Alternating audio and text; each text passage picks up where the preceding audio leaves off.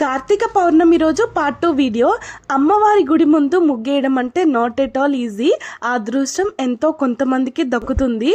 So నేను aunty వాళ్ళతో ఎంతో కొంత హెల్ప్ఫుల్ అయ్యానని నేను అనుకుంటున్నాను. సో అక్కడి నుంచి నేను బయటికి వెళ్ళి ఇంకా ఆ రోజు 365 ఒత్తులు పెట్టేసి దీపం పెడితే చాలా మంచిది అని చెప్పారు.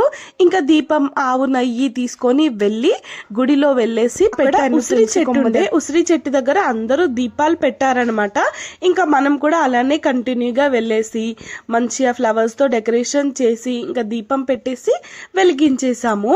మనకు 365 డేస్ పూజ చేసుకోవడానికి టైం లేకపోయినా ఆ ఒక్క దీపం పెడితే సరిపోతుందని చాలా మంది చెప్తున్నారు.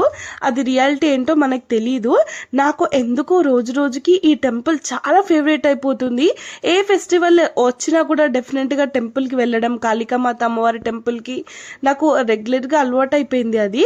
అండ్ ఇక్కడ దీపం ఇంకా మంచిగా మొక్కుకొని పైకి వేస్తుంటే చూసి మన కోరికలు కోరుకోవాలి.